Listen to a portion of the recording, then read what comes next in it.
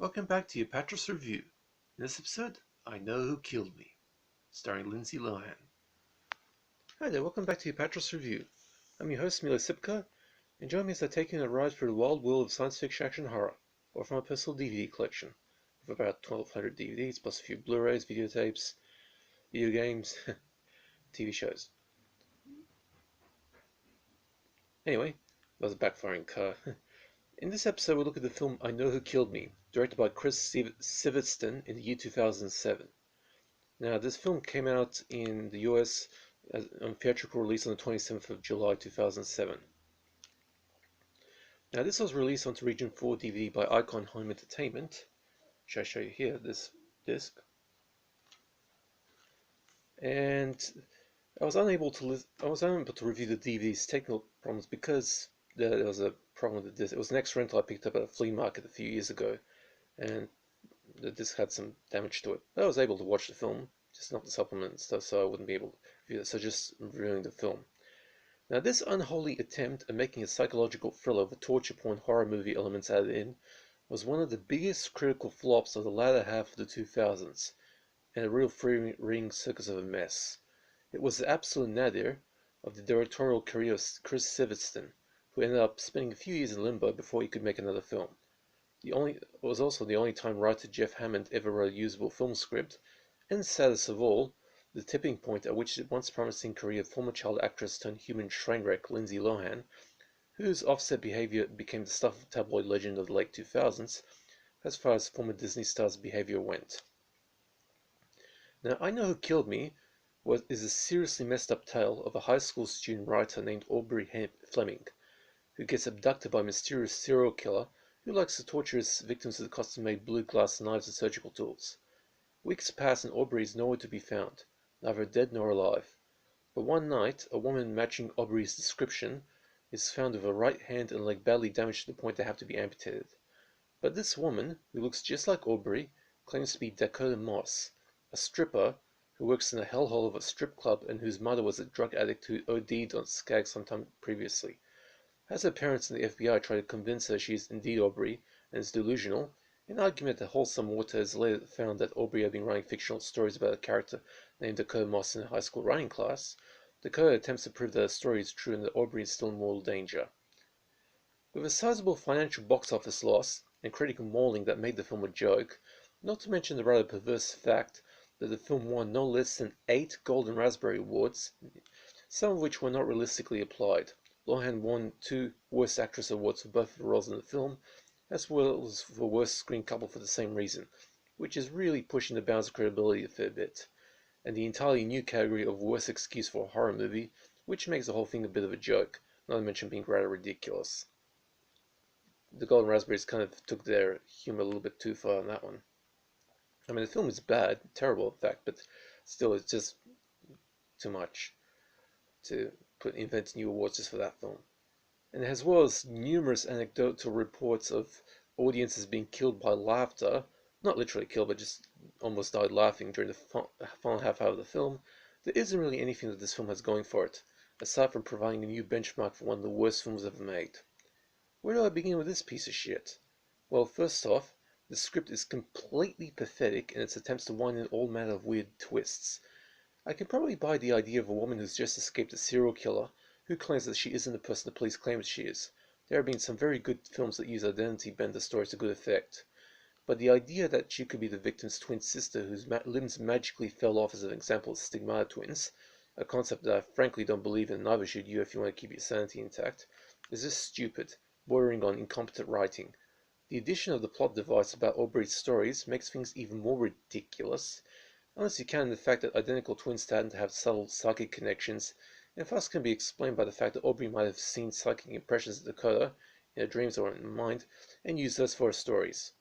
But the crux of the plot, is Dakota really who she says she is incredibly mishandled to the general detriment of the story. Let me explain it in the following way.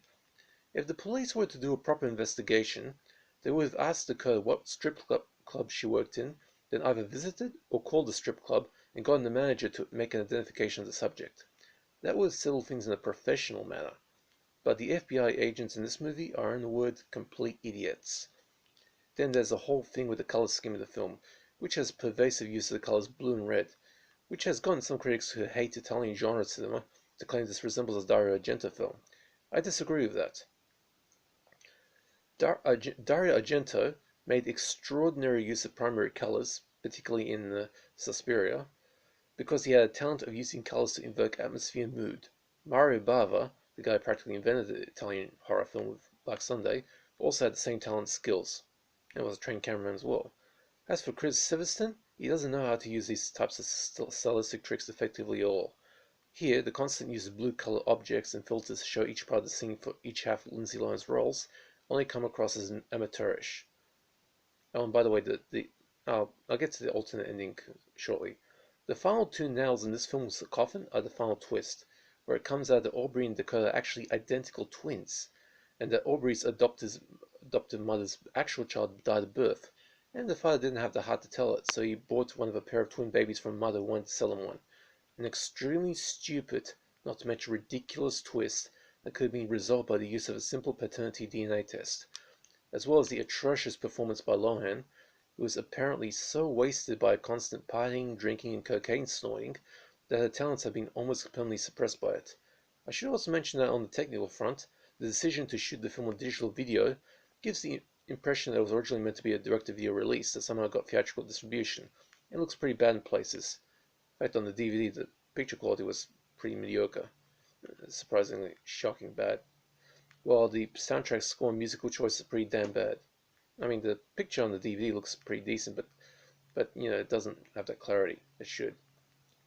Now, as for the twist ending, the original ending had the whole thing turn out to be actually a story written by an unnamed college student, also played by Lohan, so in the third role, but with her wearing a purple blouse, kind of like a combination of blue and red, one each half of the characters, and that was a stupid ending. But the one that the film ultimately ended up with was it's best of a bad pair. Now for the gore. Some gore that looks pretty gnarly, but while gorehounds might like this, like the limbs being burned off and stuff with dry ice, it makes no effect in the story and should have been removed because it doesn't fit the psychological nature of the story. So this film came out right when the Saw films were running big at the box office, and they figured they'd just put some torture point. I mean, it's psychological thriller at best, so why the hell did they put torture scenes in it? It's kind of sends the wrong message. Now for nudity.